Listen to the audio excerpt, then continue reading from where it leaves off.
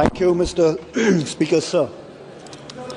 Mr. Speaker, sir, I would begin by saying that land is life. But what is life without land? Mr. Speaker, sir, through you, I would like to draw the attention of the concerned ministry and through this August House about the plight of my people who are living in the border with Assam and Bangladesh.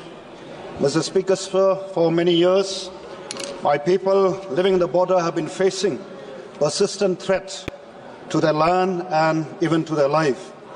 Time and again, a group of miscreants from neighboring Assam and neighboring Bangladesh have been intimidating and threatening the life of my people from time to time, and many times they have forcefully taken away their agricultural produce and even their household produce belonging to my people.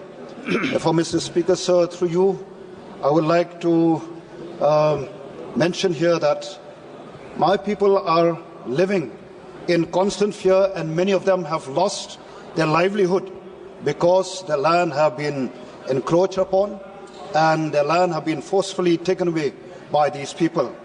I am afraid, Mr. Speaker, sir, that at this very moment while I am speaking, I am quite sure that there are people like those living in a village called Mukro in West Jingeh Hills, who recently, during the recent district council election, they have been, stopped not to even exercise their franchise. And this is a very serious matter, Mr. Speaker, sir.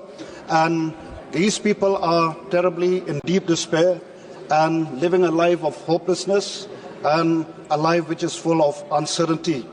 I therefore strongly urge upon the government, both at the centre and also these two state governments, to take up this matter very seriously, Mr. Speaker, sir. And I'm sure that if there is a will, there is a way. And also, Mr. Speaker, sir, I always believe that nothing is impossible if we are sincere, if we are honest, and we have a sense of responsibility to the people whom we serve. Just want to remind us here that we are all here not to be served, but to serve. The people have put their faith and trust in us. And therefore, Mr. Speaker, sir, I urge upon you, through you, to ensure that our people, my people, life are taken care of, that their life is secured. And also here, due to the problem across the border, especially in our neighbouring country, Bangladesh. And therefore, I would urge upon you, Mr. Speaker, sir, that people living in the border, especially again at the Bangladesh border, that our forces who are supposed to man the border take utmost care to be on their toes to protect the life interests of our people. So with these few words, thank you, Mr. Speaker, sir, for this. Thank you, Honourable Member. Thank you.